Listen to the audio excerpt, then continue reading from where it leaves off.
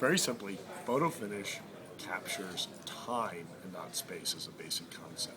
So what happens is that the object, in this case professional cyclist, is passing past the lens, and the pixel array inside the camera is 1 pixel wide. So it's RGB. RGB is called a collinear sensor. Yep.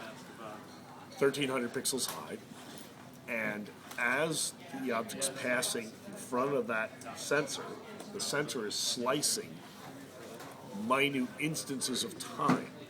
In this case, we're using a 5,000 frame per second camera, so you're getting 5,000 slices of time. So each pixel that's on the image is 1/5,000th of a second. Right. The computer software is then compiling these slices of time in a visual film strip-like image that we can use, that we can see and interpret with our optical scanners. What happens is that any object or anything in the background that's stationary is presented as a blur. So, for example, on our finish lines, we're putting lane markers, if you will, black dot, yellow dot, black dot, to show where the object is, the cyclist on the track. Mm-hmm. So, what you see today in today's image is you see the very clearly Oscar Freire is the winner, okay, who, very interesting, was still out of the saddle charging, which was a new one for me. And then the two other fellows coming closely behind him, who actually battling for second spot.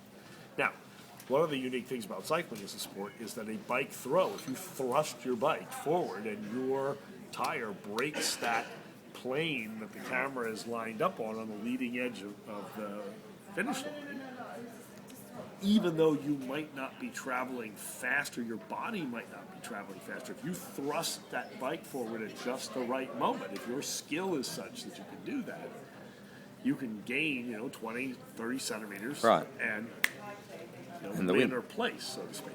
So what happened today, I believe, is that the way the still photographers were, arrayed by the media coordinator, the way the television camera was positioned, and the fact that perhaps on the broadcast people have not seen the TV camera super slow-mo that they normally have, which was there today, pointed directly under my camera.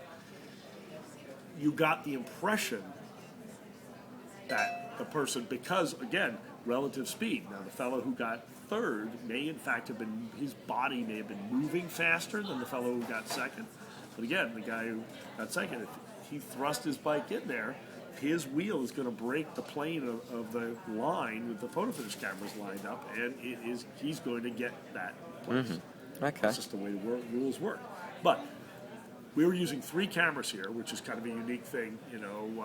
All World Tour events that I do, I make darn sure that I'm completely covered. So we have 2 cameras, one on either side of the gantry, facing down, and then we have another camera shooting straight on to kind of, hopefully to get that nice thrust in the air, sure, that everybody knows and loves. However, each one of those cameras is independent. It's on its own computer. It's on, its own power supply.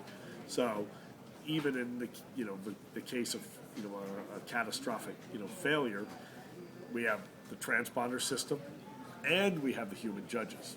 So all 3 systems concurred today. Okay. So I'm absolutely positive that everyone earned the place they deserve. Thanks a lot, Fred. Oh, you're welcome, bro.